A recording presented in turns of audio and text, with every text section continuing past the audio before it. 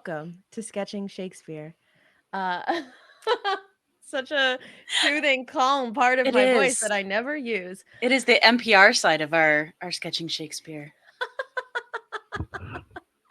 I am so excited to be here. I'm so excited for Shakespeare. I'm so excited for sketching. I am Steph here with Swan, and we're going to draw you some Shakespeare. And as usual, when I say we, I mean Swan is going to draw you some Shakespeare.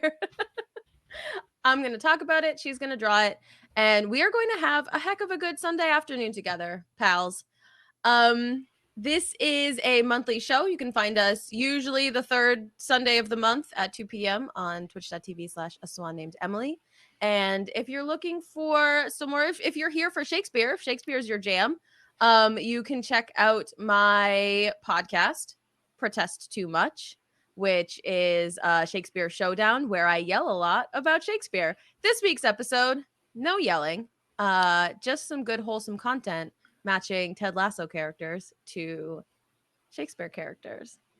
For some other Ted Lasso content by me, check out Crash Test Pilots because Mayor Squish and Soapbox Klotz had a real great time talking about the pilot episode of Ted Lasso. It was like a dream. It's been a dream week of Ted Lasso content for me. So super grateful to them for having me on, and y'all should definitely check out that show. Also, if you love Shakespeare, I have directed a virtual production of The Winter's Tale happening next Sunday on Walking Shadow Shakespeare Project's Facebook page at 2 p.m. Eastern. So that's all the Shakespeare content you have looking forward to. That's a lot of Shakespeare. That's awesome. It's a lot of Shakespeare. It's a lot of Shakespeare happening.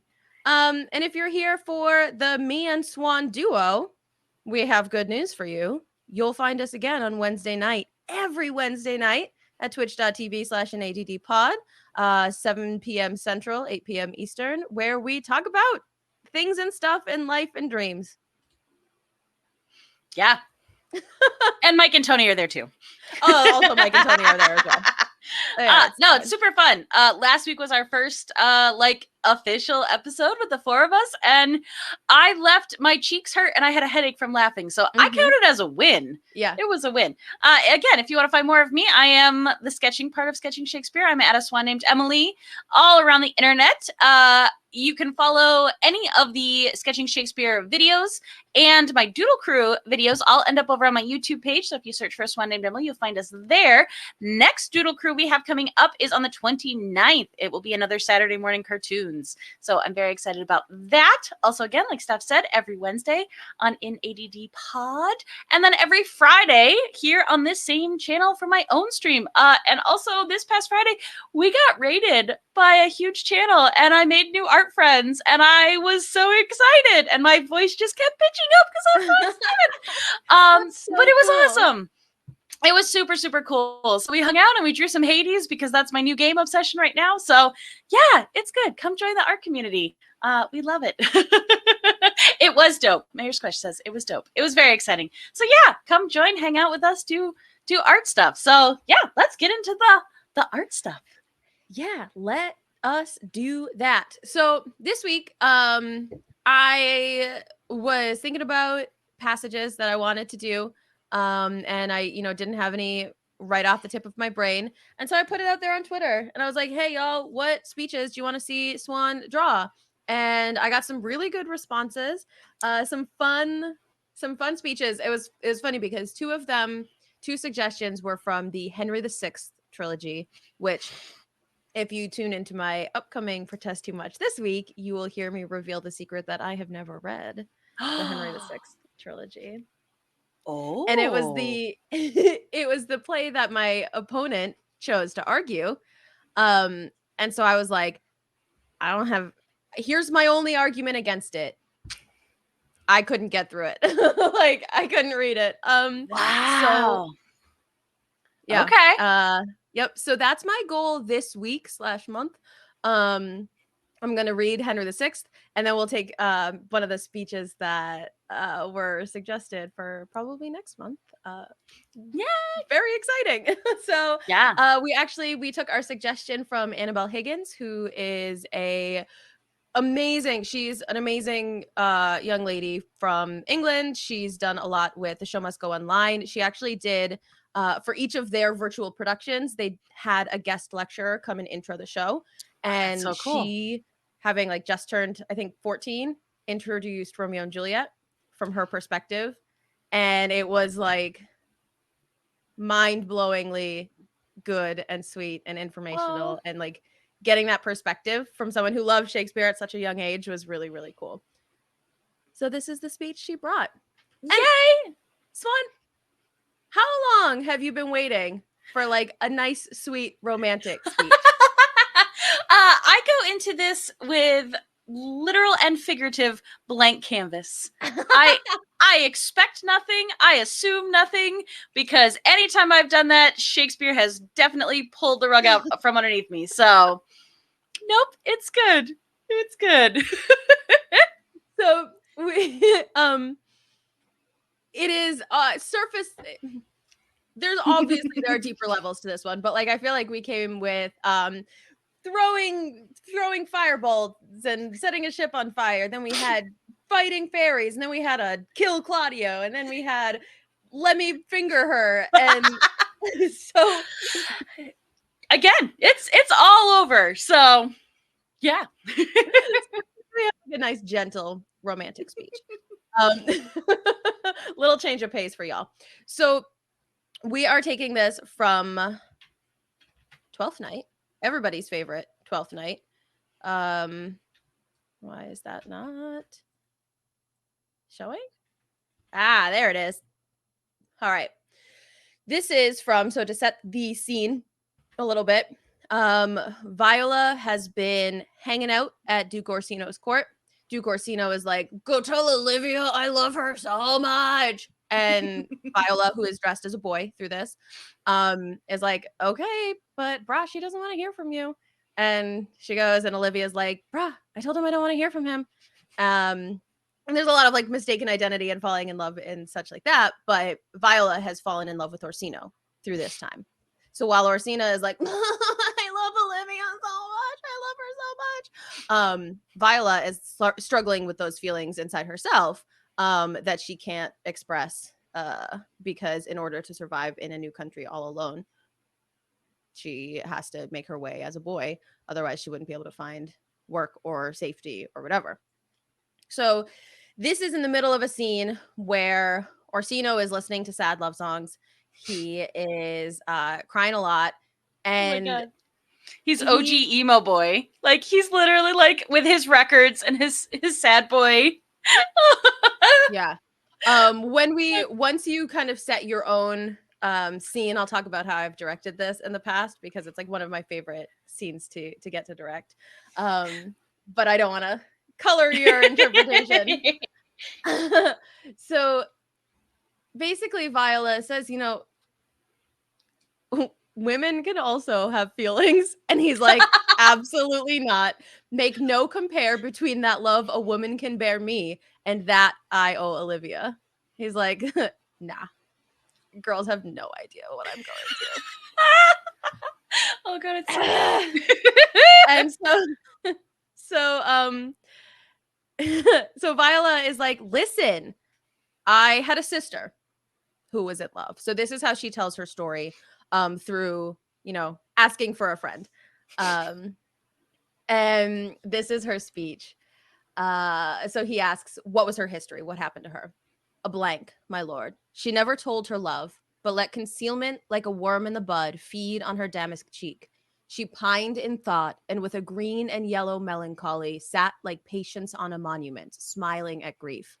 Was not this love indeed?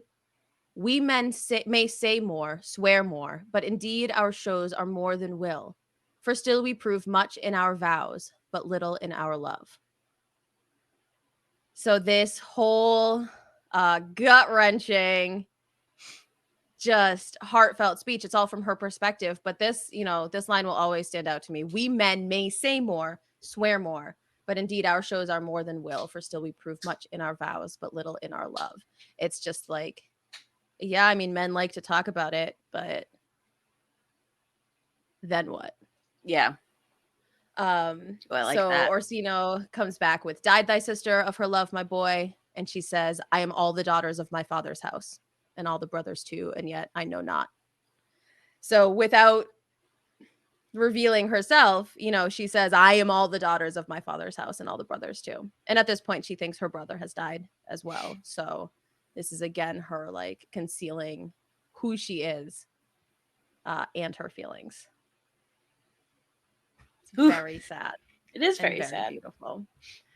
So I'm going to read it again. Just let it sit, let it linger. And the imagery in this is like, this is one of those speeches that you're like, this is why people do put Shakespeare up on a pedestal, because imagery like this is just so stunning. She never told her love, but let concealment like a worm in the bud feed on her damask cheek. She pined in thought, and with a green and yellow melancholy, she sat like Patience on a monument, smiling at grief. Was not this love indeed? We men may say more, swear more, but indeed our shows are more than will, for still we prove much in our vows, but little in our love.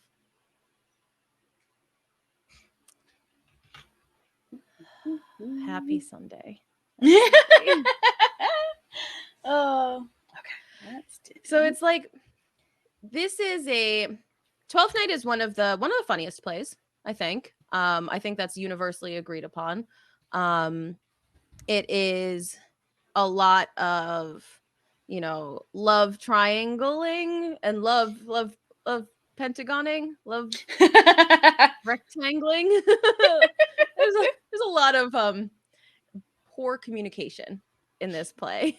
And that obviously bites people in their butts, because as Viola is sitting here pining for Orsino, listening to Orsino pine for Olivia is over chilling at her house pining for Viola, who she thinks is this boy Cesario, who's been coming to deliver love letters from Orsino.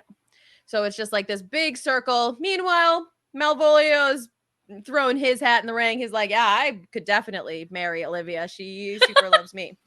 So everyone loves Olivia except for Viola, and it's chaos. And what this play does that's so great, and I think I'm curious to hear about today. I wanted to talk about pacing a little bit, and I'm curious to hear about it in comics as well, because this play is 900 miles a minute. You've got the mistaken identity, you've got physical comedy, you have, three servants spying on another servant as they're trying to trick him into, believing this thing. And you've got a lot of drinking. There's a lot of being drunk in this play. You just have a lot of screaming, a lot of crying, a lot of that. And then you have a scene like this that makes everyone pause. It makes everyone stop and breathe and sit in this speech, because it's rapid fire conversation. It's a really fast-paced play. One of the reasons that it's so commonly produced is that it moves quickly. It flies. And then you have this, and just she sat like Patience on a monument, smiling at grief. That one line in and of itself, especially because of the imagery it evokes, but like, you can't rush that. You can't push through it. And so it gives a whole breather to the play itself. And I wonder if that's something that, it's intentional in writing, of course, but in directing, it just is one of those moments where the show directs itself. It makes everyone take a pause. And I wonder if there are moments like that in comics that, like, it's been too fast paced, or that like you need to like stop yourself and pause. Like, does the art do that for you, or is it more of like a conscious thing that like, I need to take a breath here and regroup?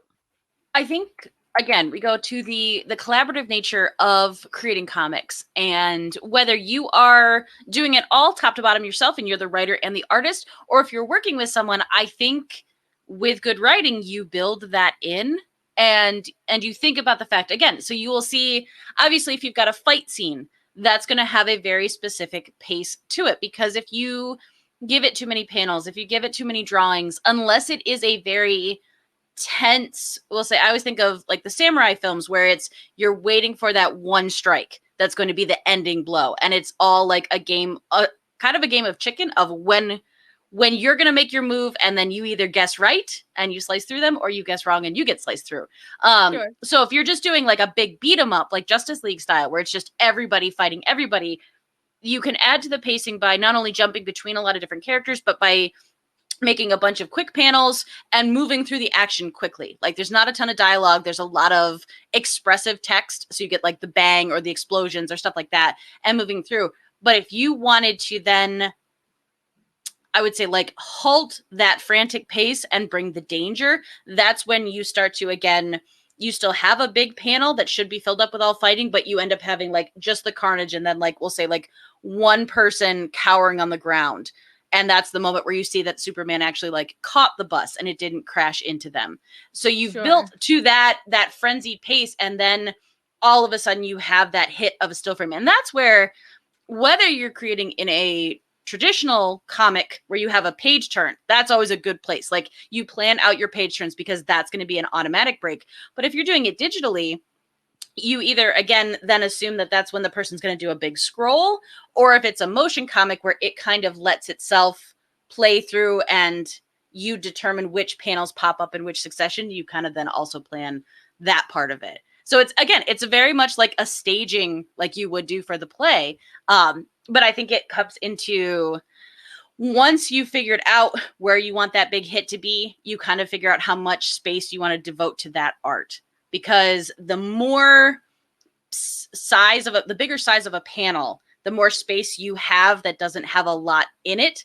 And I don't mean like it's lacking detail or anything. It's just there's a very specific focus point, and it will feel more empty if there's just that, like that one little person surrounded by all this rubble. And especially then you can get into color theory. Either if you are having very monotone grays all around it, and then they're in like bright red or something like that. Or even if you're just working in black and white, you have a lot of kind of muted shadows all around them, but they're specifically highlighted or specifically accented by the way you choose to draw them. So I think that's kind of you are reliant on the writer to set you up to that point, but then it's essentially, it's teeing you up. It's the bump set spike like you would do in volleyball. Like that's your setup, and you get the big hit because you then take what they gave you and capitalize on that moment.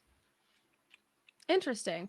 And that you brought something up that I hadn't really considered, and that was online comics. Mm-hmm. Like that you're scrolling through rather than like turning pages through. Yeah. And I think that's really that's an interesting thing to think about, because I think it probably moves more like theater, in a way that like you have page turn after page turn after page turn after page turn in a physical comic. And so no matter what, you're more in charge of where those movements are happening. But in a play or in a scrollable comic, an online comic, I guess, you have less like it just goes. Mm-hmm. You have less control of like, once it starts, the viewer is more in control of the way that they're processing. Yeah. Which is, it's a weird thing in my brain, because that's the moment where I could do as much prep work as possible and really feel like, you know, those big moments, hopefully they hit. But once I'm done and once I send it out into the universe, that's it.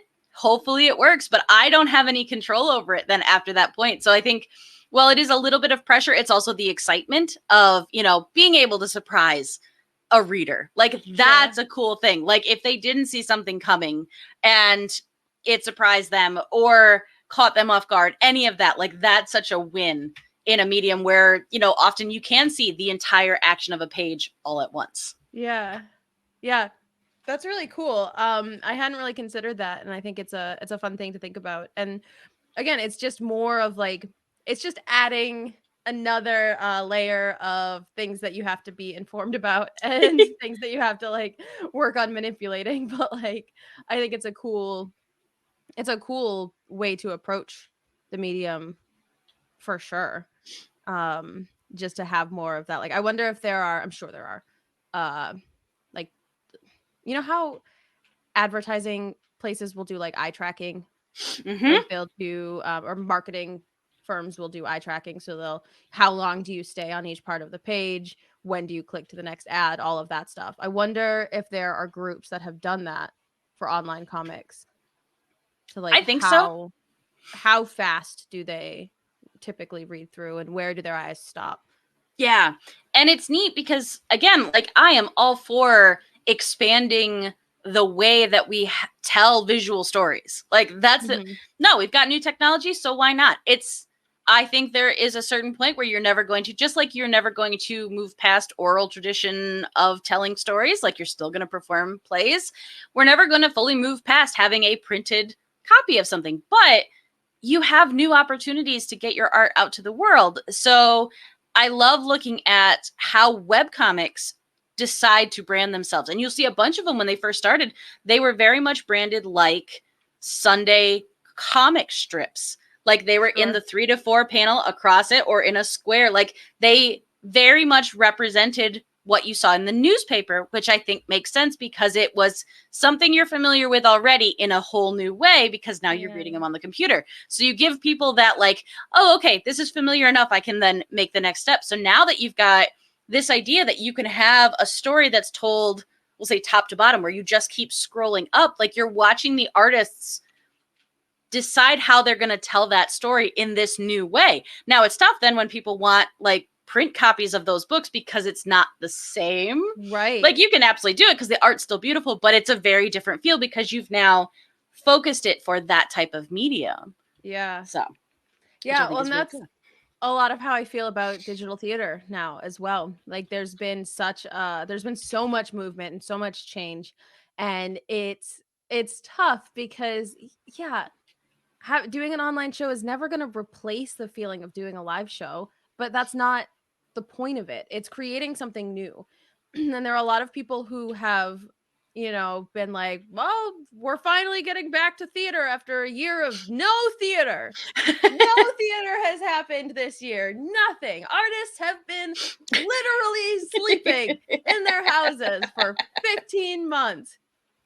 And there have been there's been so much happening and so much innovation in a field that had never been forced to think about the way it provided a lot of like accessibility features before. And I really sincerely hope that there is an element of online theater that exists long after this pandemic.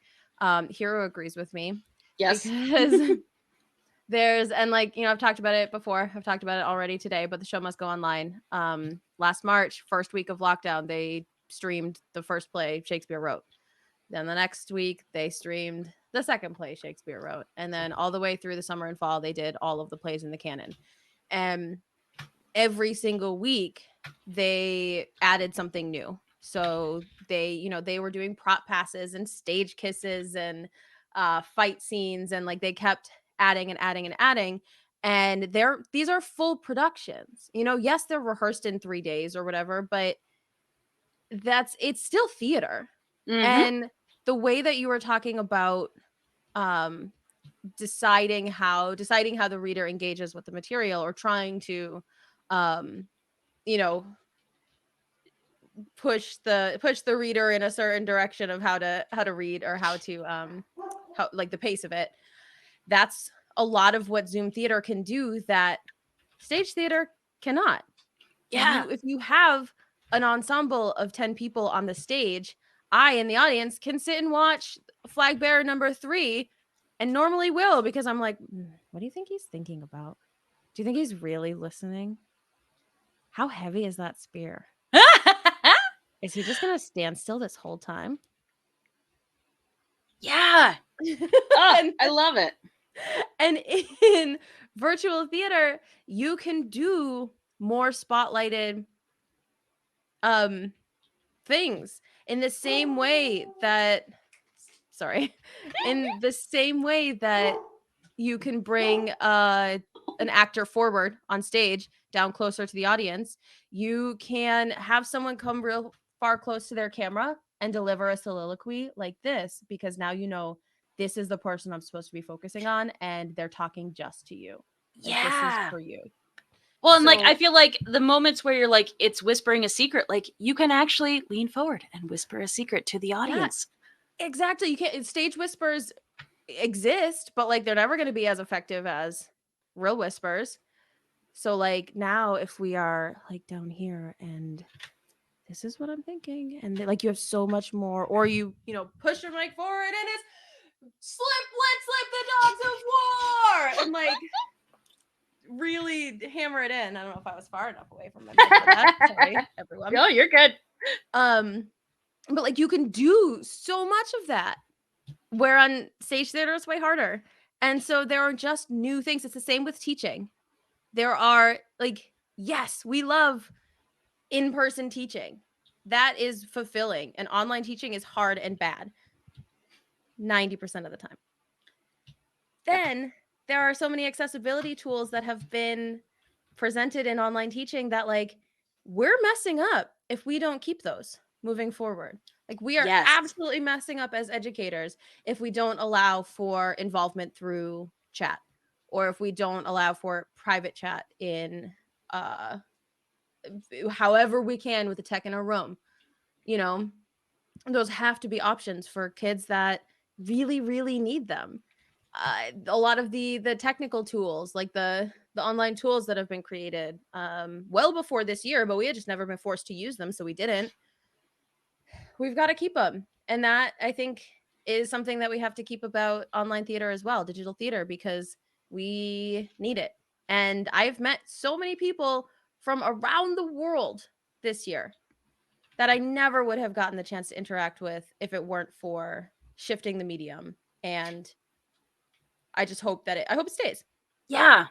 And like you've said multiple times, and I know we've talked about it a bunch, it's not a replacement. Like that's not the goal. It's never the goal.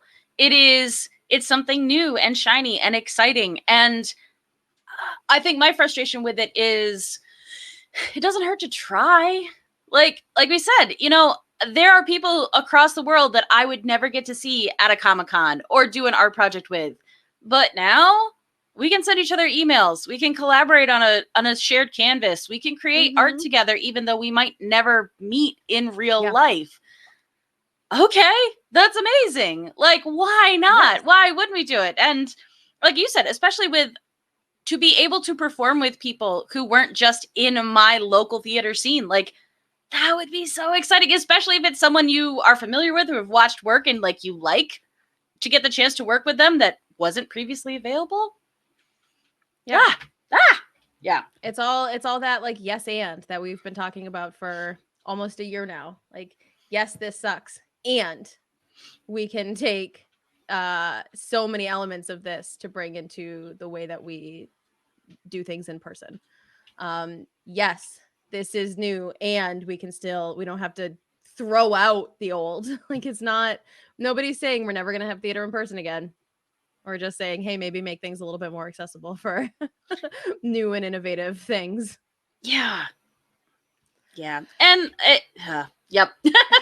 Again, so many thoughts on that. And I get it that there is always the fear of change. Like, absolutely. That's just because you have that doesn't make you a bad person or make you wrong in the scenario. What you end up then doing to combat your fear of that, that's the part where then I take issue. Like I said, at no point is anyone saying you can't collect comics anymore. You can't enjoy print comics, that the comics that you've been collecting since the 50s and 60s are invalid somehow. Absolutely not. But also, again, it's that new and fresh, here's a new perspective in a medium that you've said you loved.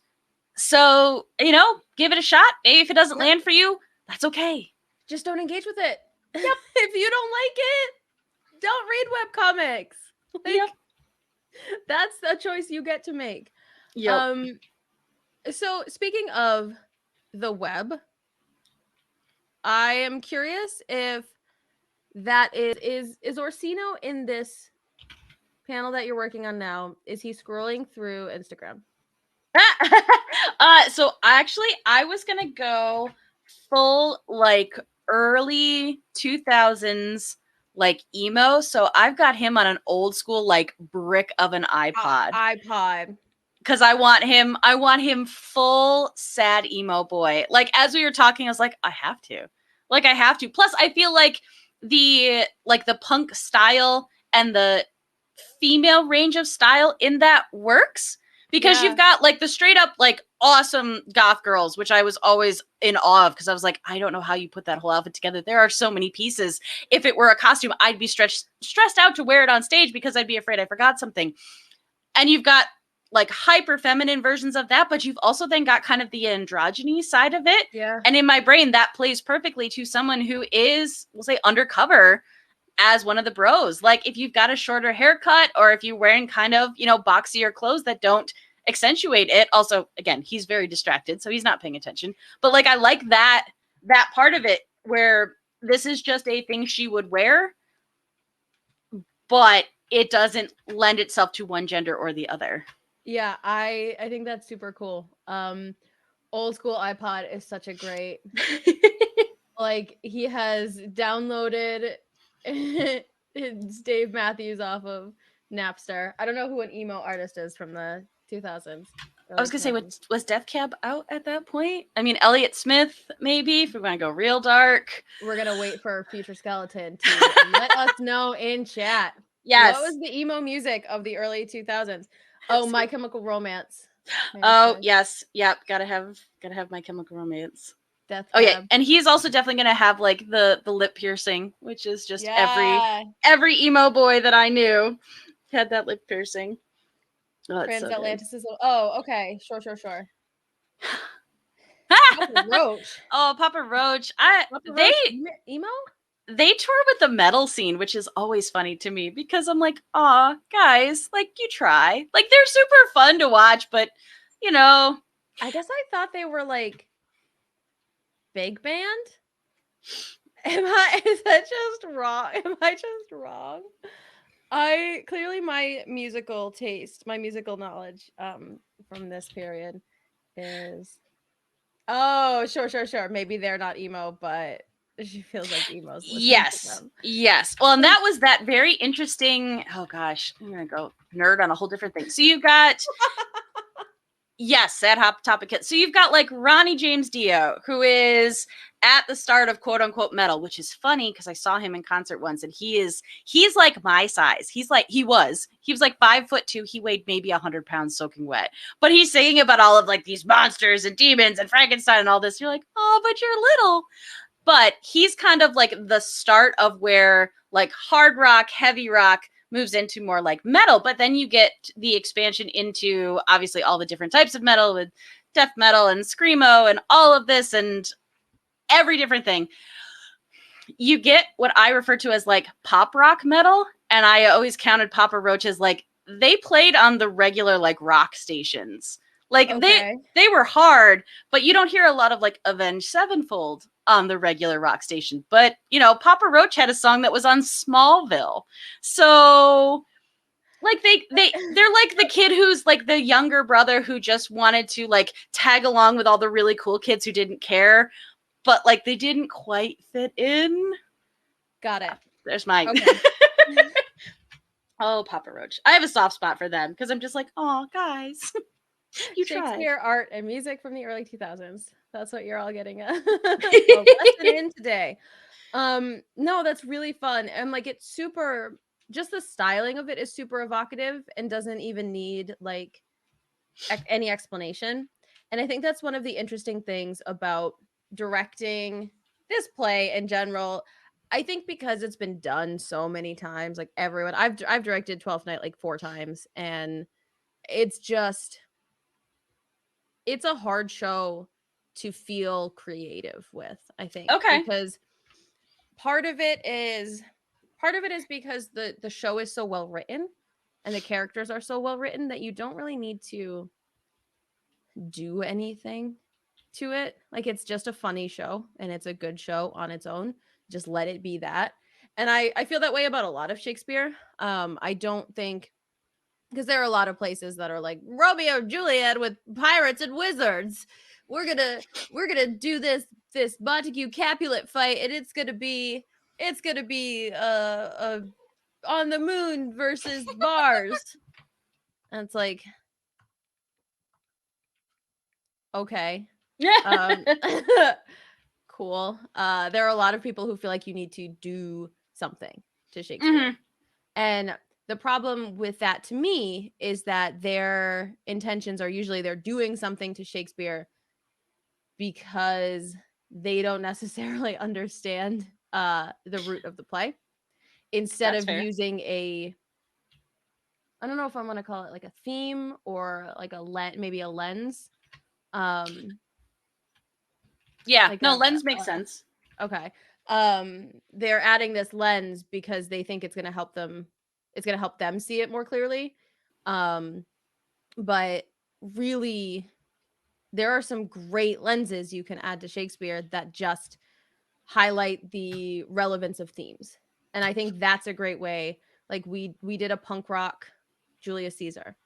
And my goal with that, we had a whole we had a Twitter feed on screen, a live Twitter feed that the cast was tweeting during the show, and it would show up on the projector or whatever. And basically the point of that is like this idea of mob mentality has not gone away.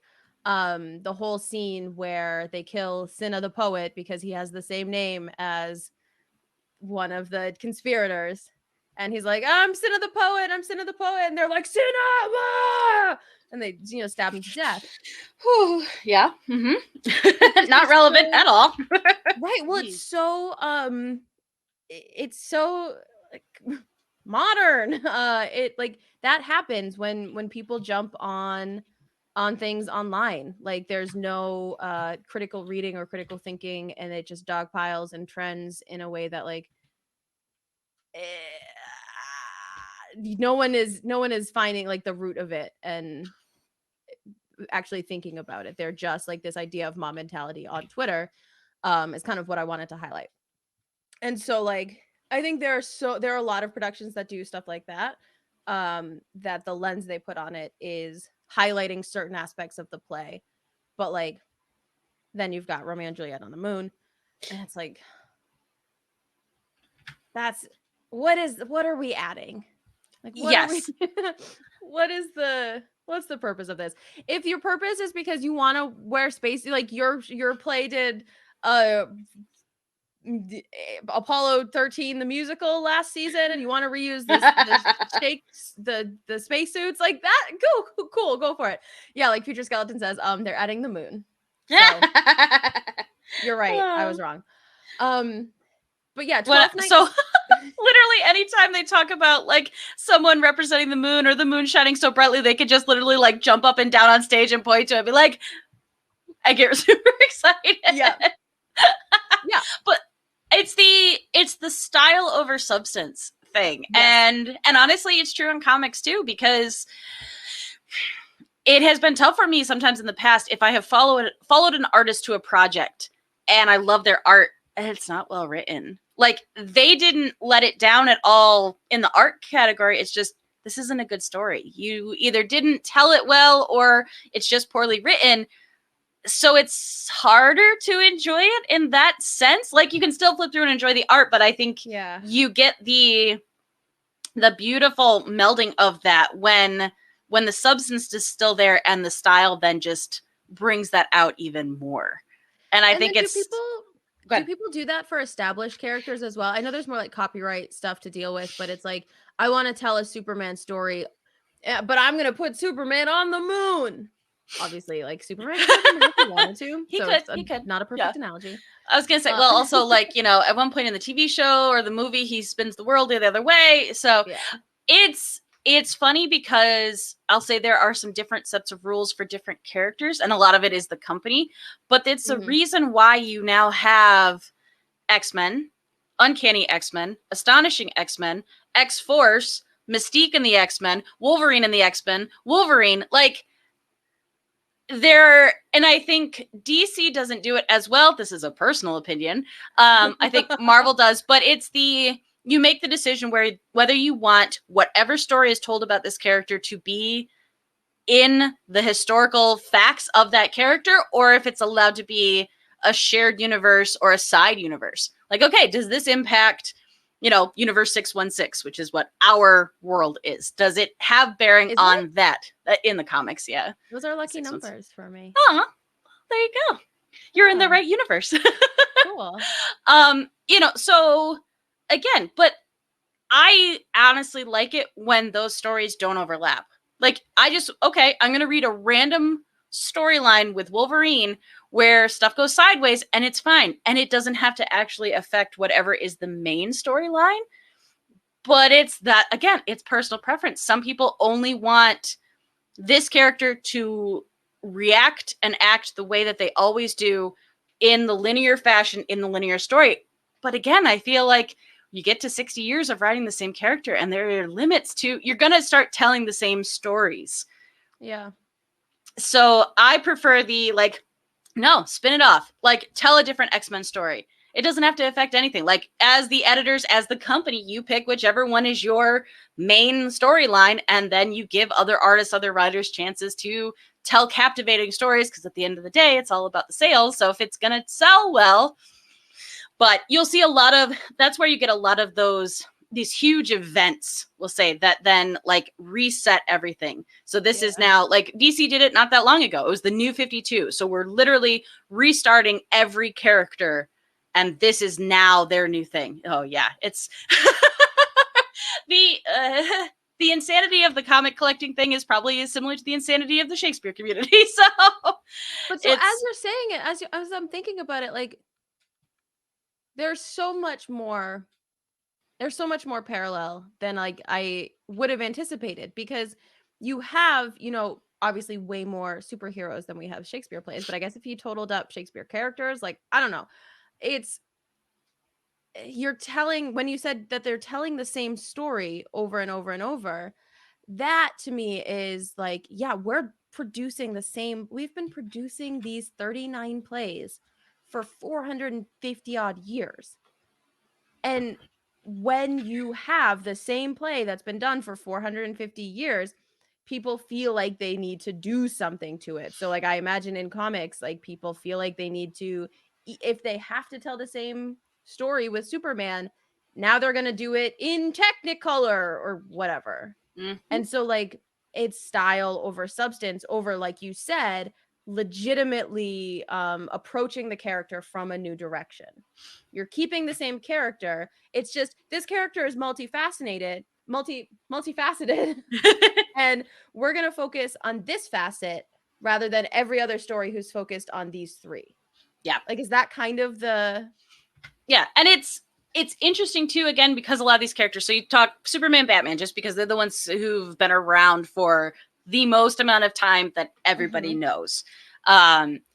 So what I think is important is the Superman at his core is the Boy Scout, quote unquote. That's his thing. He cares. He is someone who is not of this world, but cares so much for the people. So as long as you're keeping the character true to that, that's when you have then the room to update him, because, he came out in the 50s. And culturally, we have changed in the last 70 years. Mm-hmm. So you need him to update. Again, and it's silly stuff. His secret identity was always working at a newspaper. He can still do that now. But if you don't include the fact that there's an online version of their newspaper, right. So little things like that. But also,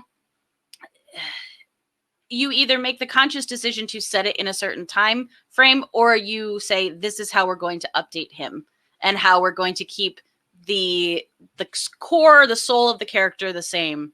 And, again, same with Batman. He's got a tragic past, but now when you have his villains doing acts of terrorism on the city, how do you then change his reaction to it, his interactions with the police? And there are places to still tell interesting stories with the same core of the character, but you have to, it takes a creativity, and it takes not just, like you said, not just taking it, but okay, well now, we're going to give Batman a spacesuit and put him on the moon. Okay, or let's have him have a really serious conversation with Commissioner Gordner about police reform or something like that. Comics are often social commentary. that doesn't have to stop, but the commentary has changed. Right. So. And like I like this take on Spider-Man. If the fact that like yes, he has saved MJ or Aunt May 1,000 times, and that's the same story, is that something happens and they're in trouble and he saves them.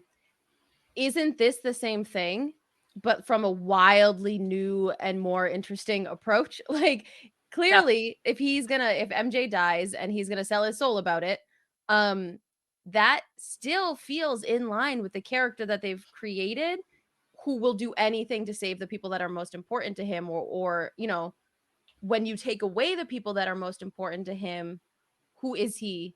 That's a fresh canvas that you get to play with. Yeah. Like, so I think that's really cool. Those are the kinds of things that I would want to see if I had been engaging with comics in, you know, for the entirety of their runs. I would want to see something new and different. And I also feel like there are probably people who are like, why are you doing things to my Spider-Man? Like, Spider-Man's supposed to not like the devil. Oh, apparently it sucked. Well, so okay. I was gonna say, the idea is not bad, but the execution can absolutely be bad. And it's so frustrating sometimes, because there are comics that will get greenlit that are a really cool idea, and then either artists or writers get pulled to another project, or the project gets canceled, but they still have to wrap it up. So all of a sudden, like, all these cool things they were setting up, like, well, now we're absorbing you back into the main storyline. So like, you've got to get it, and he's got to get back to this point so that when the next episode or next issue of our main story comes out, it matches and you're in the same place. And you're like, well, that's not at all where the story was going to go. So it doesn't make any sense. And okay, then Mephisto says everything is back to normal and we snap it. Yay! Well, yeah. And I think that there are bad plays too. There are plays that I've gone to because of the styling or because of the, you know, promo blurb, and I'm like, oh shit, yes, that sounds so cool. And then I get there and I'm like, how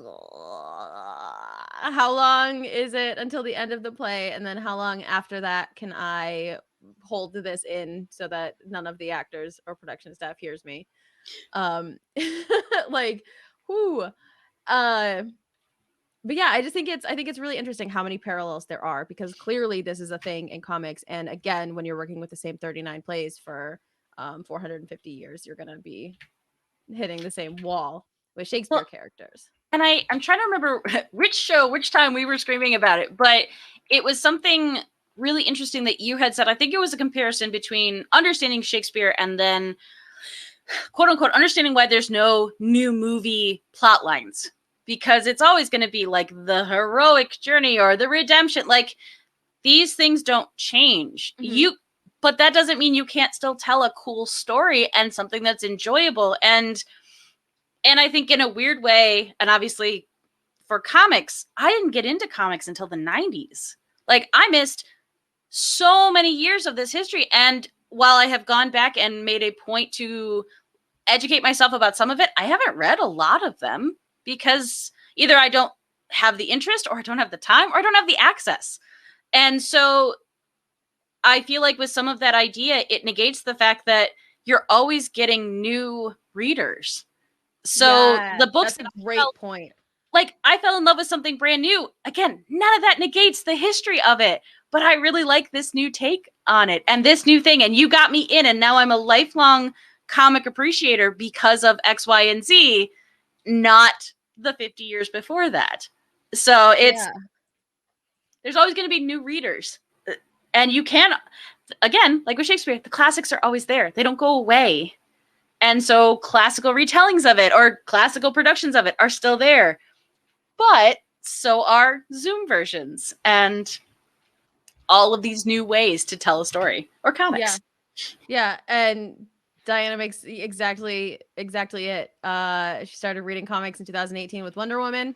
Been reading for 3 years, and that doesn't mean the history is gone. She hasn't like taken away the history of Wonder Woman through that journey, but like my first Shakespeare play does not negate the 450 years prior. Like it's all still there, and it can all still work together. And sometimes it's not going to work. Like, apparently, if there's the Spider-Man clone saga from the 90s, apparently it sucked. Apparently it was terrible. It's not great. But it's funny now. It's funny to laugh at it now. Yeah. And someone else might have loved that. Mm-hmm. Those are, apparently we have coasters of the clone saga in our living room. Maybe it didn't suck. Maybe it was great.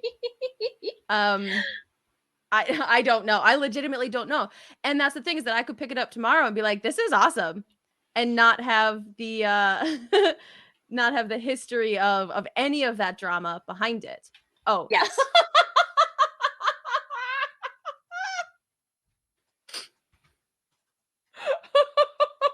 Oh, that's so good. That's so good. Oh, which is why it was such a great gift. It was awful. So yeah, adaptations don't always work. But I think that acknowledging the history and welcoming the future is the way that we have to approach these very specific nerd niches. Like, we have to understand that there are hundreds of years behind us, that we are in a present that we can impact, and that there will be a future after us. Mm-hmm. There will always be Shakespeare adaptations. People are getting real mad because the Globe is, working on critical race theory in Shakespeare, finally, and addressing it and doing workshops and doing speeches and doing a lot of work to confront that and address it. And people are like, whoa, there's no place in Shakespeare. And we're like, what? Why not? Yeah. A lot of Shakespeare is racist.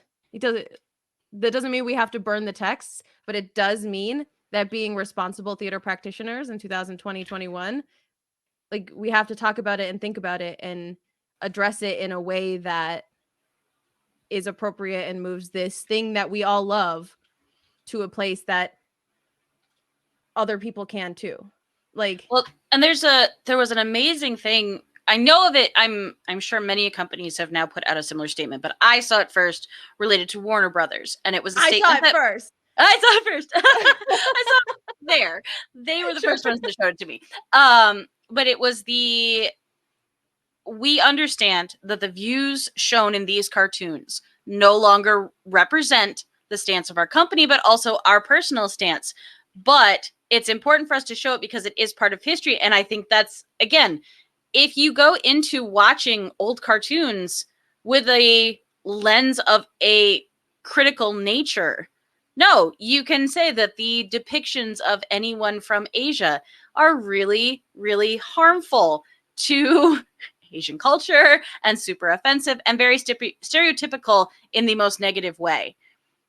It doesn't negate like the creativity that went into actually producing those cartoons. But if your preface is, this is when it was created, it's of its time, watch it, you can enjoy it, but understand that component to it. And I think that's the part that I think gets lost sometimes. And it, again, it's I think we do a disservice to ourselves by just wanting to eliminate that art and not show it. But there's a reason that some of it then ends up in the museum where you can talk about it and where there is actual information about it that said, this is when this was. Yeah, this is when this was produced. And it was also at the same time where Japanese were being put in internment camps in the United States. And this was the year that happened. Like, the side-by-side of understanding that it doesn't negate this media, but also this wasn't a good thing. And you need to know that. And they exist together. So. Yeah. And yes. And yes. And there was just the Guardian announced yesterday, maybe it's Friday, that Saoirse Ronan. Oh yes, Saoirse. That's it. Yeah, it's yep. Mm-hmm. Anyway, she's doing a Feminist Macbeth. And while part of my brain is like, feminist Shakespeare, what's up? The other part of my brain is like, unless you're making significant edits to this text, there is no such thing as a feminist Macbeth. And like Mike and I have been talking about this. There's a Shakespeare podcast that I listen to called Not Another Shakespeare Podcast that addressed this in their recent episodes on Macbeth. Like, giving a woman lines in an early modern play does not make it a feminist play. Like, just because there is a woman on stage, like, she's still a bad person. She's still talking about murder. She's still like just because she has a strong personality doesn't make her a feminist. Yes. Like, that is like, you have to, and you know, we can judge the play when we've seen it, because we don't know their plans on making it a feminist feminist Macbeth. But like, it's so hard to just trust that, like, to just trust that it's like there's more behind it than just adding the word feminist to it. Yes. Yes, Future Skeleton, talking about murder isn't non-feminist. And it's all the patriarchal backing that makes Macbeth not a feminist play. It's just the fact that people are like, Lady Macbeth has a lot of lines in this play, so it must be a feminist play. Like, that's not, like, you have to look beyond that. You can't just take line count into consideration, because Shakespeare wasn't writing the part for a woman anyway. Right. So it wasn't like he was giving more lines to a female actor on stage in the 16th century. It's, yeah, you have to actually like dig into what makes it like, and that's a huge discussion to have. What can make a Shakespeare play feminist? What can you do? And to come full circle, Twelfth Night makes some steps to get there. We have in this play a woman who very clearly knows her own mind. Olivia does not want anything to do with Orsino. And the fact that she says no and they don't get together at the end is a step. It's not a huge step, but it is a step. You know, the fact that Viola makes a place for herself and takes kind of initiative on her own survival and success in this new place, a little step. She's doing it as a boy, but like, we know that she is a woman doing this, so it's like, it's hard to say anything in Shakespeare is feminist. But I think there are opportunities to address and engage with the work in that way. It just takes a lot of work. Yes. And I imagine early comics are the same. Early current comics are the same. Just because there is a Wonder Woman doesn't mean that she was always addressed in a positive feminist way. And I don't know the truth behind that, like, but I know the art that I've seen. And I was gonna say the history behind Wonder Woman is fascinating. I think, in my personal opinion, I think she has a better history than many female comic characters. That's freaking rad. Because like, I don't know, but like, what I know of comics, it hasn't ever really been that great in the history. Yeah, so it's interesting, but I think again, yes, Diana is absolutely right. He was a kinky dude, but he was a pretty feminist dude. So again, simultaneously, like, there's a reason that Wonder Woman ends up getting tied up a whole bunch, because that was kind of his thing, but also like, he was totally there for her, also like kicking ass. So, you know what, I'm here for it. But it's, again, I cling to my hopeful, optimistic perspective of the future, in that there is greater understanding and there is a greater push, because there is greater options for comic creators, and especially female comic creators, which we have talked about, in that you now get to redefine, we'll say, the gaze of the characters that you are portraying. And it's not just the male gaze, it's not just the female gaze. Like, it is a new way to look at the characters and how they are represented. And I think, just like we said before, this is not negating the fact that you're going to have super strong dudes beating each other up. There is a place for that. But now there is also a place for, a Jane Austen adaptation in comic form. Like, you can tell so many different stories. And by having other people telling these stories does not take away from the super dudes beating each other up, but also we can have an actual conversation about the way that any of these characters are represented on the page. And, again, there can now be a conscious effort to pay attention in how you're representing female characters. I think, again, they have had a tougher go in comics than male characters have. So it's no, we don't have to always draw them this way. We can adapt, we can change, we can update the way that we showcase women on the page. And it's not to the detriment of the industry even a little bit. So. That's awesome. I think it's really cool that Wonder Woman's second writer was a woman. And yes. I don't know the time period on that, but like it makes me really happy that I was wrong in my like critical assumption of comics as a whole. Because I feel like it's such a gut reaction to just be like I don't believe your intentions were good, regardless of what comes out of it. And so like it's really cool to know that that is not the case. And again, we're moving forward with more, not necessarily enough, but more representation behind the scenes, as well as on the page. And that's, again, same thing for Shakespeare. We're living parallel lives. We're seeing more women as artistic directors and directors, and all of that. Like, so we're moving in a good direction. Crawling in a good direction. I was gonna say it doesn't always move as fast as I would like it to, but there is movement, and that is not a bad thing. That is a win. Yeah. So for those of you who have jumped on since we have been on that tear, we got super heavy. So let's par for the course here. Let's head back to the speech that we are looking at today, because we are in 12th Night. We are in emo zone. We are in kind of the pause of the play after we've been running for like 1,000,000 miles an hour through the whole first half of it. We are in Orsino's place. He's crying about Olivia, and he says, relevant to what we've been talking about, how dare you tell me that a woman has feelings that could possibly rival a man's.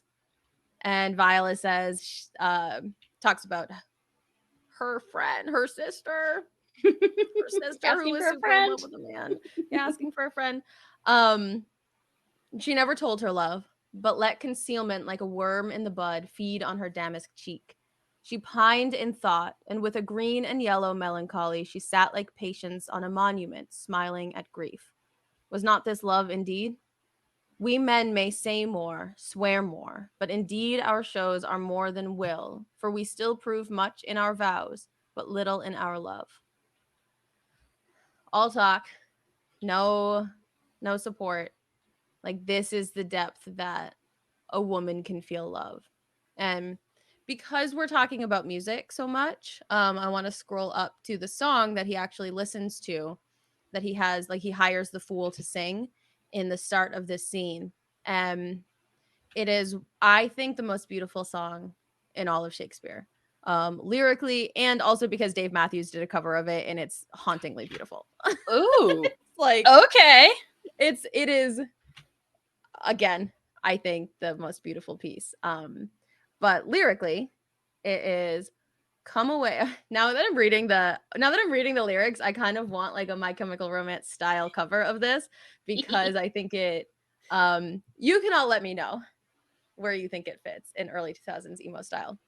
But the lyrics are, come away, death, and in sad cypress let me be laid. fly away, breath. I am slain by a fair, cruel maid. My shroud of white stuck all with you. Oh, prepare it. My part of death, no one so true did share it. Not a flower sweet. On my black coffin let there be strown. Not a friend, greet my poor corpse where my bones shall be thrown. A thousand sighs to say, a thousand sighs to save. Lay me, oh, where sad true love never find my grave to weep there. I think So it has literally written itself. You just need Gerard Way to sing it. Like, it's already there. Oh my gosh. I don't know who Connor Oberst is. What band is he, Future Skeleton? Bright Eyes. Oh yeah, we made that Hamlet joke. Halai, but early modern. Okay. I trust you because it is so he is the literal. Oh, are you saying Connor Oberst is the literal saddest boy? Connor Oberst Orsino. Yeah. They're the saddest boys. Big time sad boy. Big time. So those are the lyrics that he's like, yes, this song represents my soul. Well, and I love it. Oh, it's so good. I love it in thinking about something that came up on ADD originally, but I think we've also kind of touched on it in addition, in that you have a song that you listen to when you're in a dark place, and you'll have that moment where you'll go back and you'll start it again from the beginning because it didn't hurt you enough and you just want to hurt more. Like that's what I'm getting from that. Like, it is this gorgeous, heartbreaking song. You're just like, I'm going back because I didn't hurt enough the first time. I'm going to listen to it again. Not that I can relate to any of this. Or yeah, definitely never done that. Were you okay in middle school? Oh God, no. No, Yeah. I was super not okay in middle school. Got better in high school, but holy cow. Yeah, you want to talk the depths of sadness. Yeah. And like, it's so funny because I think we've all been in a place where, you know, like putting these sad lyrics up in ROA messages on AIM, or like making a sad Facebook post, or like doing a live journal, or a dead journal, like whatever the emo live journal was. There's so much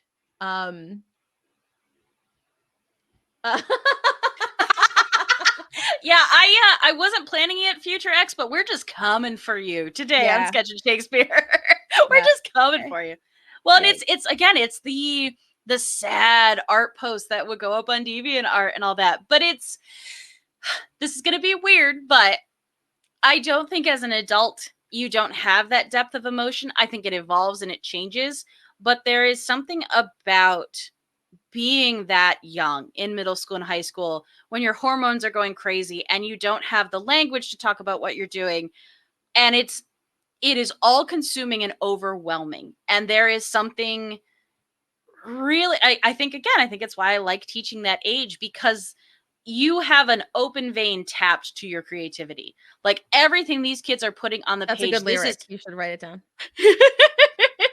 It is their soul that they're putting out onto the page, because it is everything, and they can't look away. They can't move away from it. They can't logically be like, I am sad now, but I will be okay later. Like, you feel everything. And again, at some point you lose that.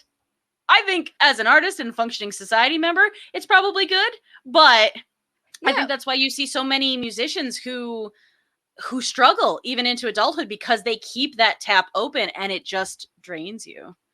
Yeah, and Future Skeleton says, I think you learn the shame of it all. And I think it's partly that, but I also think we've talked in other months about inhibition, and how when you grow up, your level of inhibition your I don't know what the word. I like inhibition though. Your inhibition grows. I don't know. You start to you start to, I don't know, have more of an awareness about what you're putting out there and how you're presenting those feelings to the world, and letting other people engage with them. And I think that that wall, that barrier starts to build as you, and like in a negative way, because we lose a lot of our youthful creativity for art and stories and all of that. Um, but also in a way that, you know, the sad posts kind of become more reflective or more internal, and we're presenting them in different, maybe different spaces or different ways, like we're telling those things to a therapist instead of all of our entire Facebook followers, Yes. you know. This makes me laugh so hard. Diana says, whatever, man, no one understands my lyrics. Ugh, Marlowe's after me again or something. Shakespeare probably. That makes me laugh so much. I've been reading a lot of Marlowe this month, so I am yeah, I just watched the Globe's Dr. Faustus, which actually, Diana, you might appreciate because Arthur Darvill plays Mephistopheles. I love him. And y'all, Yeah. there's one enticing devil. Sorry, one enticing angel of Satan, angel of Lucifer. Yes, Rory is the devil, and he's very good. He's such a good actor, and like I love him on Doctor Who. Oh, I love him Love so him on much. Doctor Who. But I wouldn't watch Doctor Who and be like, wow, that man is a great actor. Like, No. because that's just No. not necessarily the show. Well, and also I think it's funny because whether it was conscious or not, I think if you had Rory like full blown being the most exciting, in a way that takes away from the Doctor, which at the end of the day, the show is still about him. And while he can handle it on his own, like if you start to pull focus like that, I feel like you damage the story that you're trying to tell. But tell you what, watching that season, Rory was my favorite character from early on, and it was an emotional season for me. But yeah. Same. And then he shows up on Broadchurch playing somebody totally different. And you're just like, oh. Oh. Yeah. Oh, he is a very, very good actor. Yeah, it was a really good. So I've, like I said, I've been doing a lot of Marlowe lately, and that was a treat of a week. So yeah, I don't even know where lyrics, Marlowe, Shakespeare. Got it. Let's take a look at this panel. Yeah. Nope, that's not what I wanted. This one. He's so I sad. love like that harsh frown. That like almost purposefully over the top frown. Like your mouth doesn't naturally move like that. You have to make a concerted effort to frown like that. Like it's so aggressively sad. And I'm so excited. I love like the big over-ear headphones. The just like I just see him like all of my bones are jelly now and I can't hold myself up and I slump from one part of this to the other part because I'm so sad that I can't move. Like again, from a design storytelling place, that's phenomenal because that is storytelling without any words, which is the win. Like that's the exciting thing about comics. So I can literally just by this, you can tell how sad he is because of his body language. Now what I think is interesting is I so I've given you a Viola speech. I've given you her, this is the window into her feelings and her emotions. And Orsino is the forefront of almost every panel.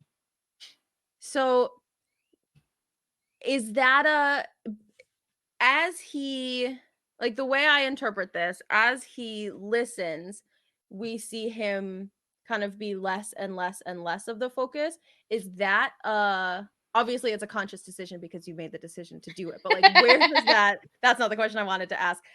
Where does that shift of focus, decision making skill come from? Like I guess that's kind of the broader question. Like how do you say this is how I want to show who's got the power in this scene?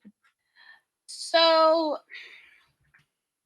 some of it is flat out winging it. Sure. because I'm doing it live. Whereas with, if I was given this script, I would go through and I would make thumbnails and I would figure out placement and I would go back and I'd revise it and then move into this. But with this way that we've decided to do it, it's winging it. It is I am going with the first strike of inspiration for it and kind of just figuring it out from there. But as you were talking about it, as she speaks, the depth of her emotion and the honesty creeps more towards the forefront of what she's saying.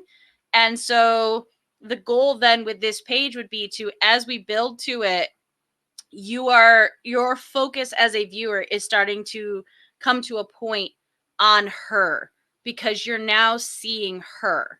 You're seeing how she really feels, what she's really thinking. And I think, again, for this, some of it, because I like the humor of him being so sad, but this also shows you how much he's not paying attention to her, how she is kind of hovering in the background. But I also think of that as she's walking a very delicate balance of, I can only be honest to a certain point because I have all of these things going and I can't fully reveal myself. So I'm dancing around this subject. I'm trying to get you to see me, but you are so focused on your sadness that you don't see me. And so then as a moment, like then when she is finally doing her reveal, then you as a viewer are like, now we see her and we see, the truth in this speech. And again, he's still there, but he's no longer the focus and his sadness isn't the focus. Yeah, I love that a lot because so much of this speech is like, this is the most honest that she is with him, until the very, very end when she's like, surprise.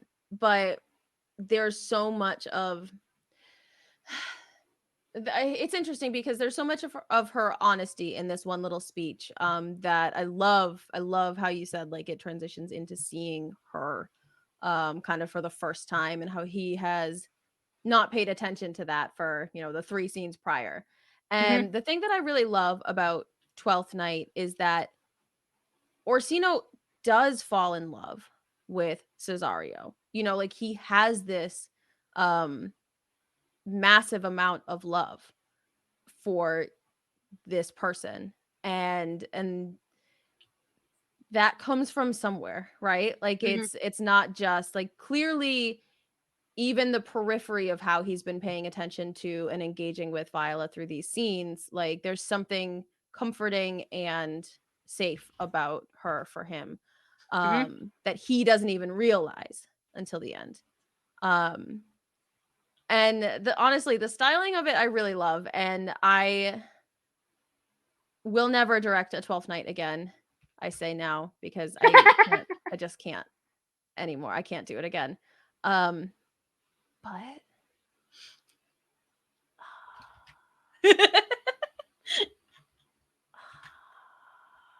I think maybe if you just do a whole graphic novel on it, that would satisfy my So honestly, like again, part of this is self-serving because we're doing a thing, like we are choosing to do homework essentially on the weekend, but right. I pick styles that make me happy. And like again, we talked about it at the start of this when I was going with like leaning into this crazy style, like the androgyny of the emo and we'll say counterculture scene is fascinating. And I mean, obviously you have stuff with like David Bowie who openly played with it. Like, no, it's a social construct. I'm going to do whatever I want. Like, I like that, but I like also that in a lot of how you present yourself is related to your identity and what you feel.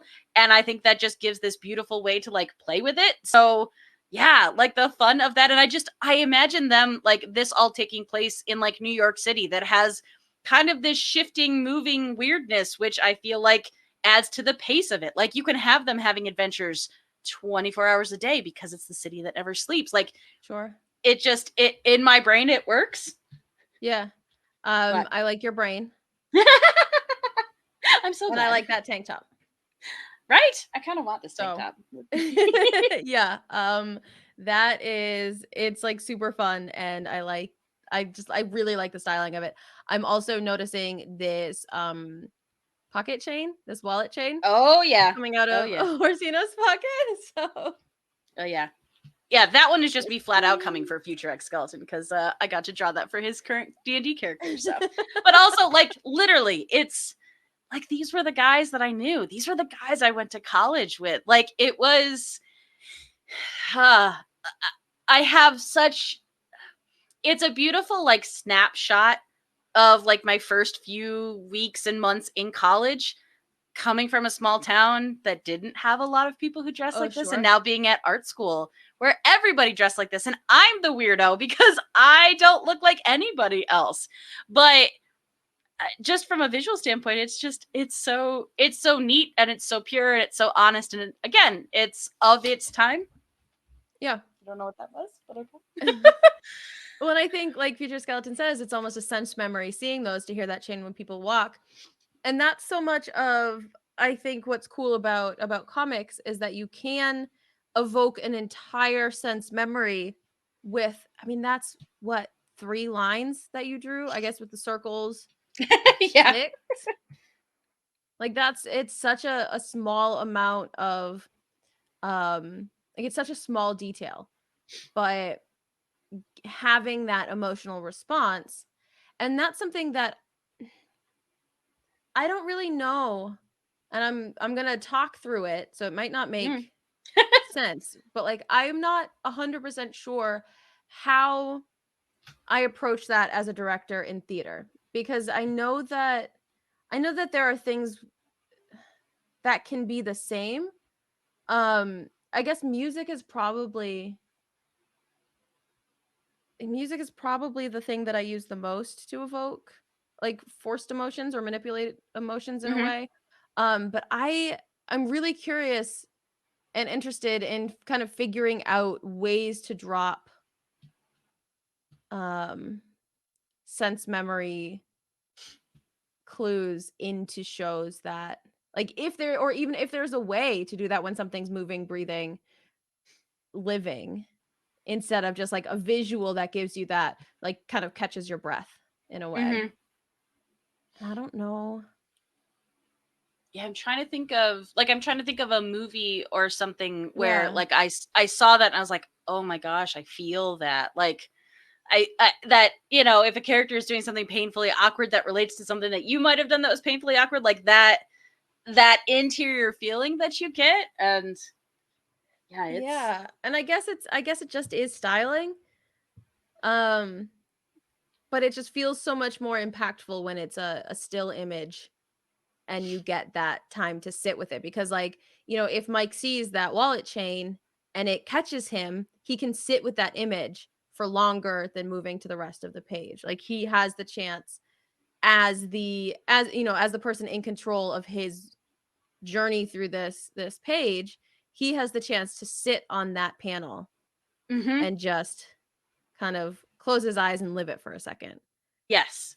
And I think that's, again, we'll go back to, we'll say, for the sake of this, mainstream comics versus indie comics. And there are mainstream comics that do this well. Like there's one when the new Ms. Marvel came out, which I adored. I adored the artist on it. It was written beautifully. There was a scene where she attends an event at a park, and there are a ton of periphery characters who go through, like, in this one page, all of these background characters go through a thing. It doesn't matter to the story, but it mattered, and it was an extra. And I think, again, given the time, given the space, that's the extra bonus for me, is throwing in little things like that I think help build the scene. Do you necessarily need them? Is it ever going to play a plot point? Probably not, but it's my little extra to bring you into the image I have in my head in this little world that we're creating. Like, it gives you that, again, that pinpoint moment, and if it strikes someone, that's amazing. If it doesn't, nobody is slowed down because of that. They can still keep reading and still keep enjoying. But Yeah. you'll have that moment where Mike is just like, oh my God, like, oh, high school. Oh God. Yeah, maybe it's just like set dressing. Like how you've built your set and the music that you're playing as people come in that kind of gets you into that place before the show even starts. Like if you have details on sets that people can look through or, you know, internalize as they're sitting and waiting. Well, I think even what you said about incorporating the Twitter feed in the show that you did, that's, you could completely ignore that through the whole show and still have a really good time. But for the Yeah. people who have lived in the Twitter world or have seen large social events play out on Twitter, that is affecting their perception of what they're viewing, even subconsciously, because you're like, oh my gosh, I know what this feels like. You know, I know what it was like back in January when I was sitting and I was scrolling through Twitter and I was getting my news updates from that because they were the ones who were updating it quickly. Like that Yeah. part of it. So again, it's that a visual language without having us all have to speak the same language. Sure. Yeah.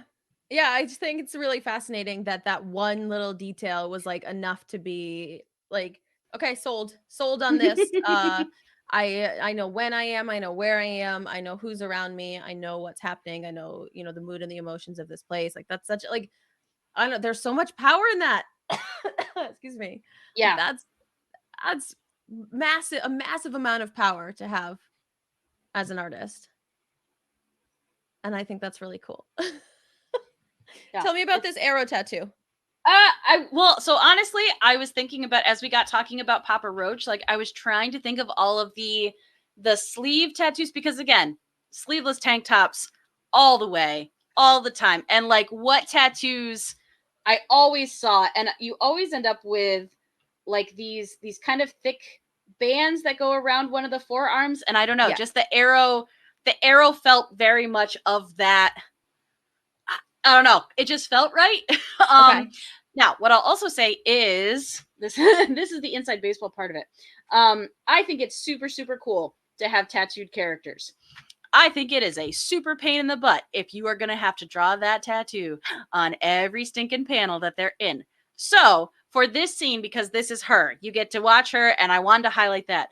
There's a chance I might throw a sweatshirt on her later on, like a full zip sweatshirt, so you can still see that tank top, but now I no longer have to draw her arms, like in her arm tattoos. So there's that, like, you want it because it's a cool visual element, but you also want to be cognizant of the fact that if I have to draw an entire sleeve tattoo for 20 pages, I'm going to be here until I die. That's So. I have excuse me. I have never thought about that. And that's such a like yeah. Like that's a huge amount of work because I mean the level of detail that tattoo artists take in drawing a tattoo that goes on a person and they Mm-hmm. only have to do it, you know, once or however many times to get it on there. And then for every single panel, having to match where they are, the spacing, the coloring, the detail, and they're so much smaller. I had Yep. never considered that. Yep. So again, it's the how can I think it was in animation we always referred to it as line economy. And it was how can I get the most bang for my buck out of the lines that I'm drawing? And also, Okay. again, how can I still have the character look how I want it to, but also not have to draw 5,000 lines for every picture? Right. So it is, I think that's part of like ingrained in my brain of this isn't a Renaissance oil painting. I am not going to draw every little piece of fur on this humongous fur collar that this character is wearing, because it's not just one image. It's 30 images, it's 40 images, it's 1,000 images. So picking and choosing what's important, and interesting in animation when you talk like 3D. Well, so we'll say Maui from Moana. He is covered in tattoos. But what's cool about that is that's literally a texture. So Try not to get too gross when I explain it. So it's No, a I process think called yeah. unwrapping. So you literally like take off what it would be like if you're piecing together a costume. You have all the different panels that then assemble it. You do the exact same thing when you're creating a texture to wrap a animated character in their skin design, clothing design, all of that. But because it's in the 3D world, you do that once. And unless something is malfunctioning, you don't have to draw that every time. It would have been very difficult to have Moana and Maui in 2D animation because you'd have to draw those tattoos or find a digital way to project them or have them like move underneath. Like it would have been such a different process to be able to do that in a 2D sense. Whereas in 3D, you design it, you figure out where that stuff lies, and then you literally bond that design to the animated character and it moves with him no matter what he does. So to 'Cause get then when you super, get super into technical. all of like the like every movement that moves, every movement, Mm-hmm. and yeah, for real, bear squish. Like I had never thought about it. Yep. And like I, just yeah, no, that's really cool. And obviously it's a huge win for that digital style, like being able to use processes like that.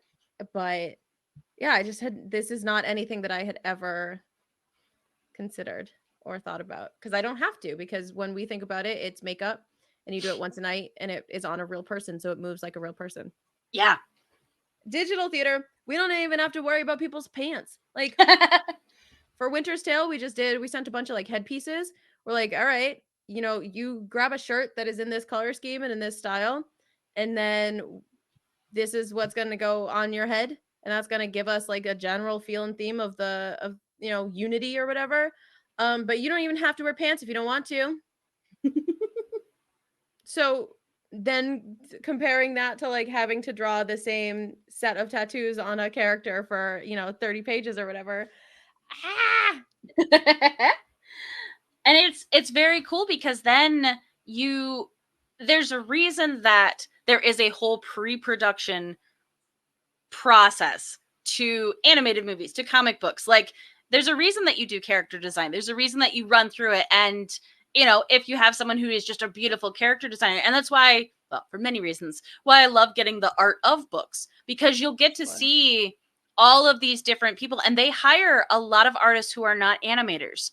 They are illustrators, or they are comic artists, or they are digital painters.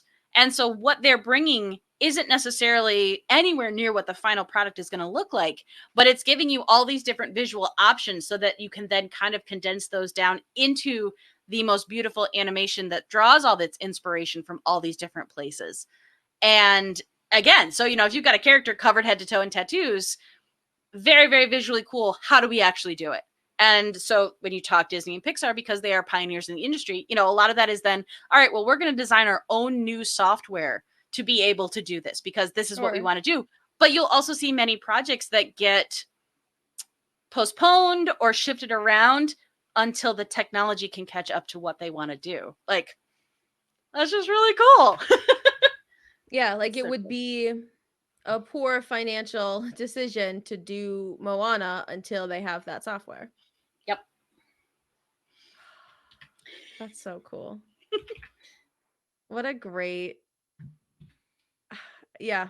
That's really cool. I don't remember who I was talking to about this with, talking about Moana and The Rock and the fact that The Rock is like the only person in the universe that could sing a whole song called You're Welcome and like make the listener be like, "Yeah, thank you." Instead of like, what a douchebag ding dong." Like Yep. it's Yep. Nope. just a well Exactly. done movie. I love it. Yeah. I also got to try The Rock's tequila yesterday, Ooh. which is very good. A plus job, The Rock. Well done, The Rock. Well done, The Rock. So yeah, I also think like in terms of character development, because that's obviously my job to think about for any play, the idea of a sweatshirt makes total sense because this is a scene where this is the most open that Viola is in the entire play. Again, until the very, very end. But having a visual representation of that, like a sweatshirt, is a totally valid move for character development.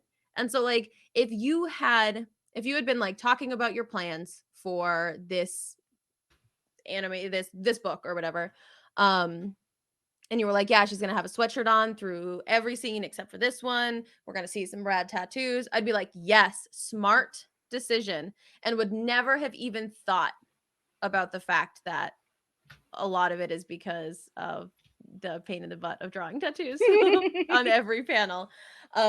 It just makes sense.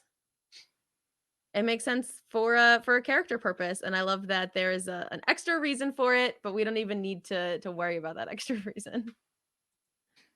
Yeah, no, it's and again, yeah, it's weird because it's one of those, I guess, hyper focus things, or like a weirdly little obsession for artists with stuff like this, where it's, at least for me, it is a fun thing. Like all these little details, all this little stuff, like that's part of the fun as I'm figuring out this puzzle that I'm putting together to showcase it. Like that, obviously, again, this is an insane thing to do. Like, why would anybody draw these characters over and over again? But again, because at the end of the day, it's actually really fun. Yeah, I enjoy it. So. it's really cool. I can't get over, I think, the youth of Orsino too, because so often he's cast as like an older man.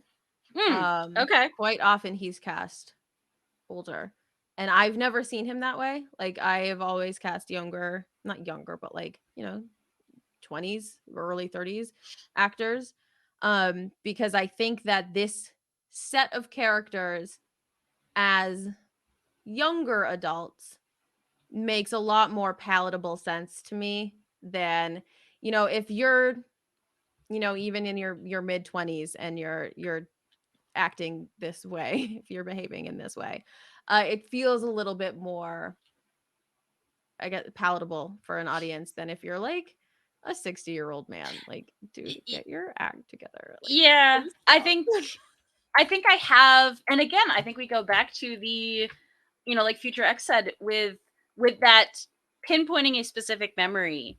I think you forgive the characters for being foolish if they are younger. Not that older characters can't be foolish, but this kind of foolery, Yeah. like this, it feels immature in a way, but not in the being critical of them, just in the, you have to get to a certain point in life and live a certain amount of these experiences before you have a different perspective on it. Yeah. So to be young and feel all these things, again, as much as I can no longer, well, I couldn't at the time, but I can no longer relate to that unbridled passion of Romeo and Juliet because I'm not an early teenager anymore. And like my hormones don't go crazy as much like that. But so we'll say in a Jane Austen, the longing that happens in Persuasion, like we talked about that one week, like this, she never stopped loving this guy. Like she steadfastly loved him, even though she let him go and she's lived her life. That has so much more depth for me because she's now, and again, it's Austen, so she's only in her like mid to late 20s. Like she's not old, but well, yeah. But there's that separation from being in your early hormonal years to going through and living life and seeing relationships around you fail or struggle or just be ones that you don't want yourself, so that then the focus, so that love story hits me a lot harder than Romeo and Juliet. But it doesn't negate the fun of going through that story. I mean, fun. So I think this is an interesting thing to think about, and I actually want to format it as an in addition topic. So I won't go too much into it, but I think that it would be really interesting to talk about what you just said. So like the books that hit you differently at different stages, or like the books that resonated with you at different stages in your life, books or movies, or whatever media you're engaging with, because I read Wuthering Heights 3 times in my life. The first time was, I had to, in high school, and I was like, this is the worst book I've ever read. I will never read any Victorian literature. I hate all of this. Never again. And then I had to read it in college, and I was like, I guess it's fine. Like, it's fine.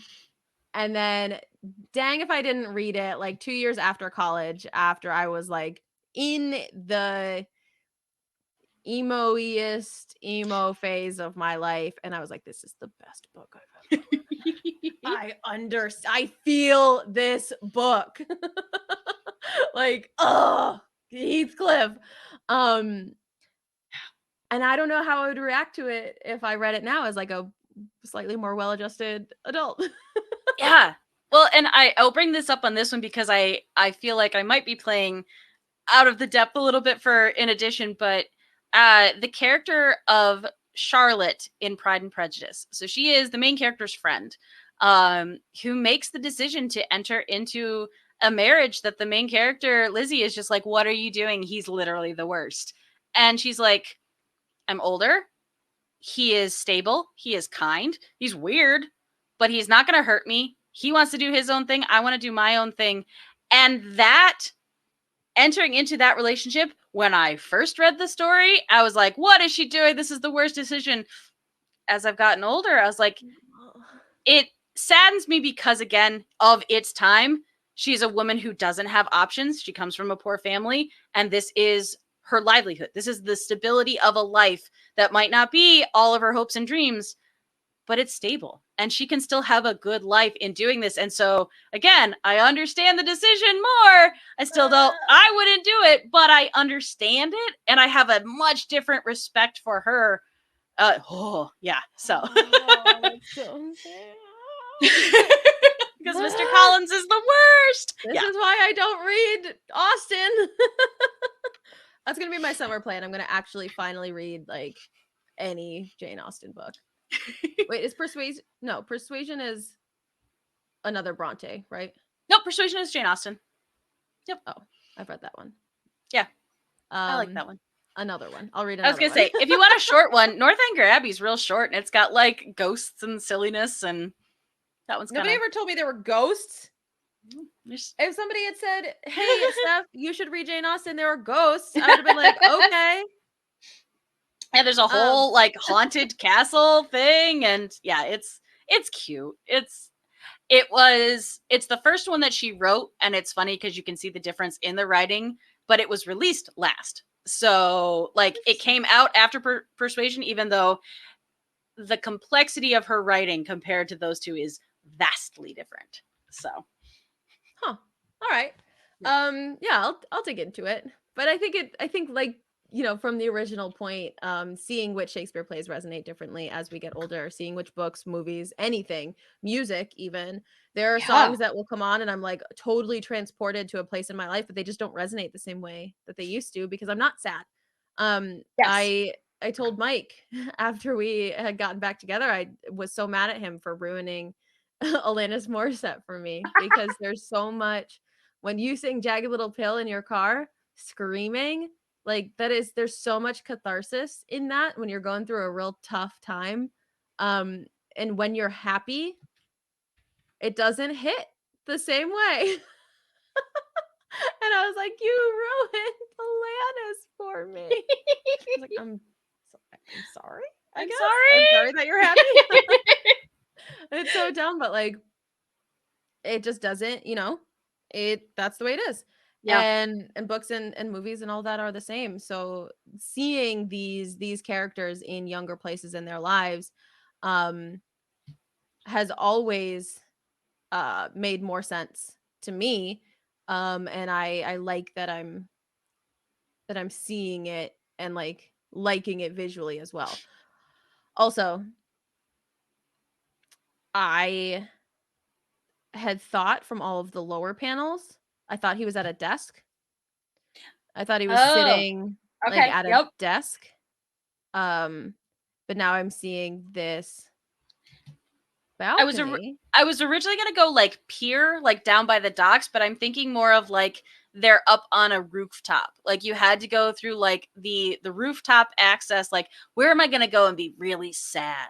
And like look down on the city and be really, really sad about it because no one understands me. So. Yeah. And Mike read it as a coffee shop. someplace, and I think that also makes sense. But I love the scale of it being on a rooftop, the idea of it being so far removed from people. Yeah. And for that to be, again, for that to be where uh Viola is comfortable expressing some of her more genuine emotions. Again, it makes sense that it's not around people. And like, yes, Future Skeleton says, of course he's being this dramatic in public. Yes, he is being dramatic start to finish in this play. Like, he does not stop being dramatic. Um but for Violet to be comfortable in the scene, it makes more sense that it's like a more removed Yeah, and I place. think so it's funny because I can't tell you why, but in my head, I could guess. Um, in my brain, this had to be happening. If you're gonna be this particular aesthetic, it had to be happening on them leaning against like big concrete things, which sounds so silly, but just like so, like on a bridge that's got the part that you're actually walking along is all concrete. Like it's hefty enough to sit on. It's hefty enough to lean on. Like this isn't a thin rail fence. Like this is a strong structure, and I think it's possibly like when I imagine this style, I see it at like the skate park. So I see a lot of like the wrought iron and concrete of that, and that's where that goes in my brain. But I don't, like I said, I don't want this in a public place. Like if she's going to bare her soul, she wouldn't be at the skate park with everybody else coming in and out. Like it would be somewhere else. And also then that fed into like drama king of you have to come and find me. Like I am so sad that you have to come and Oh, find oh, it's a whole mood. it is a whole mood. Yeah, no, I really love it. I think like aesthetically, I think that just it's so evocative and it's so extra. Like, yes, of course Orsino would climb to the top of like whatever the tallest building he could find. Like his dad gave, his dad's penthouse balcony, right? Because he's super rich. Yeah. And just this is my sad spot. This is my place to be sad. Swan, I love it. I'm really excited about this. I have one more question. Yeah. In the 1, 2, 3, 4, 5, 6th panel, is it a scar on his eye? Is it a tear? Honestly, I Is was it thinking it makeup? was it was dripping mascara or eyeliner. Was my thought. Okay. I love it. Yep. So like he Yeah. might have smudged it a little bit, but again, and that played into the androgyny of it. If you've got both the men and the women wearing heavy black eyeliner, you can still like she can still be feminine and wear makeup, but also like it stops being feminine. It's just a part of the personality of the aesthetic. So Spider-Man. Yeah, he's not gonna go jump. Yeah, tie it back into Like the OG emo kid with Spider-Man 3. Yes. Yeah, so if you want that level of emo, think Spider-Man 3. Kudos to Tobey Maguire because that's such a terrible movie, but he committed. He committed to that character. And really at the end of the day, Diana, is there all that much of a difference between Shakespeare and Spider-Man? Friends, thank you for being on this journey today with us. This was really fun. And I'm so excited about this piece. The answer. Oh, it's perfect. Oh, it's so perfect. I love it. Yeah, that's so fun. I thank you all for being here with us. It was a blast. My production of The Winter's Tale is on Facebook at Walking Shadow Shakespeare Project next Sunday at 2 p.m. Eastern, which is exciting. And we've got a really exciting episode of Protest Too Much coming out this week. I had the artistic director of the Reduced Shakespeare Company. So if any of you have seen the complete works of William Shakespeare Abridged, which is a very funny play takes all the plays and puts them in one play. Ooh. Yeah. Okay. Yeah. I have questions. I'm very curious though. It's hilarious. Basically, it goes through all of the histories as a football game. They play like Pass the Crown. Yeah. Oh my god, I love that so much. Yeah. So Austin Titchener was my guest on this week, which was just getting to listen to him talk about Shakespeare and comedy. I was like, tell me more, please. Thank you. Steph, do you have a point? No, I just want to talk more, please. Nope. I have nothing to add here. Oh my god, and so yeah, that's where you can find me at P2M Pod on the internet. And also on Wednesday nights with Swan and Mike and Tony on In Addition Pod at twitch.tv/inaddpod. And if you want more of Swan, want more of me, follow me across at a swan named Emily. Oh, I keep clicking at the same time. Yeah, all over the place. At a swan named Emily. Twitch, Twitter, Instagram, Facebook, Patreon, Etsy, pretty much everything. Like I said, if you search for a swan named Emily on YouTube, you will find me. Even though I don't have the name yet, but I'm getting closer. Every week we get a little bit closer. Instagrams, yes, multiple Instagrams. Also, the amazing Doodle Crew. My group of friends who get together and do art with me, which is awesome. We just did a D&D episode, which was ridiculously fun. And didn't go anywhere where I thought it was going to go, which is the best when it comes to art. And yeah, just a lot of fun. If you want to watch, come and hang out with me, do art on my personal stream. That's every Friday afternoon.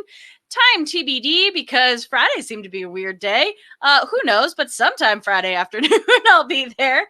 And exciting, coming up this coming Wednesday, Mayor Squish, who's in chat, it's Swan and Squish, and we're going to do some watercolor painting. So I'm very excited about that. I should have a new light that's coming tomorrow, so you'll be able to actually like see my watercolors on my page. Yeah.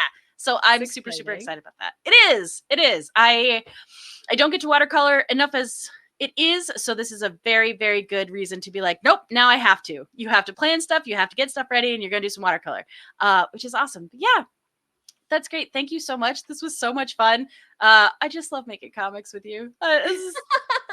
I love it so good. But yeah, if you want to see Steph and I shout at the boys about anything, definitely hit us up at In Addition Pod across all of the socials and give us ideas for what you want us to get into in 30 minutes and see if we can scare the boys, because I kind of love that. So yeah, throw us some topics. Throw us your favorite Shakespeare speeches so that Swan can draw them too. Heck yeah. We'll take it all. We'll take all sorts of suggestions. Do our work for us. Yes. So now if you go to tiny.cc/sketching Shakespeare, that will also take you to the playlist of all of our previous episodes. And when I get my butt in gear and get them done, you can go to my Instagram and see some of the finished pieces that I've done. Yeah. So yeah. Hot dogs are like dogs. Oh, Instagram. Okay. Well, thanks for being here. We love you. Goodbye. Bye.